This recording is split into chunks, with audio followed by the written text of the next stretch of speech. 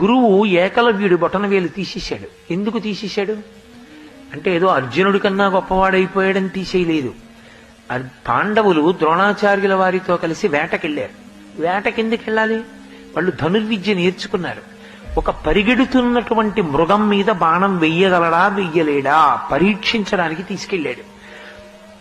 అక్కడ వాళ్ళు వేట కుక్కల్ని తీసుకెళ్లారు. వేట కుక్క అంటే దానికి ఒక లక్షణం ఉంటుంది. ఎవరైనా చాలా విచిత్రంగా కనపడ్డారనుకోండి అది మురుగుతుంది. ఇది చూడండి ఉంటుంది. అది అలా ఆ కుక్క చూసింది ఏకలవ్యుణ్ణి. ఏమిటి విచిత్రంగా ఉన్నాడు, ఆ ఈకలన్నీ తలకు కట్టుకున్నాడు, మొలకేమో జంతు చర్మం కట్టుకున్నాడు. దానికి విచిత్రంగా అనిపించి భౌ భౌ అని అరిచింది.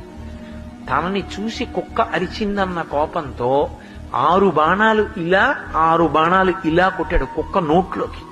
ఎవరైనా ఇలా వేస్తారు, ఇలా వెళ్ళి ఇలా, ఇలా వెళ్ళి ఇలా 6 బాణాలు కుక్క నోట్లో కింద దవడకి 6 బాణాలు పై దవడకి కొట్టాడు.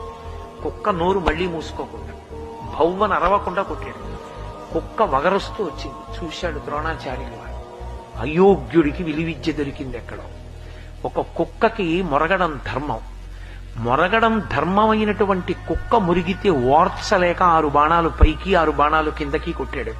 సంస్కారం లేని చోటికి విద్య అబ్బింది.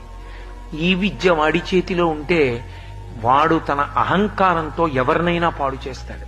వాడికి ఉండకూడదు ఆ విద్య అనుకున్నాడు. వెతుక్కుంటూ వెళ్ళాడు. ఎక్కడిది ఈ విద్య అని అడిగాడు. మీ బొమ్మ పెట్టి నేర్చుకున్నానన్నాడు. నా బొమ్మ పెట్టి నేర్చుకున్నాడు కదా అని అనుమతించలేదు. నీ బొటన వీల్చినన్నాడు. ఎందుకని? ఖచ్చితంగా ఇతను తప్పు మార్గంలో వెడతాడని లెక్క కట్టాడు గురువు.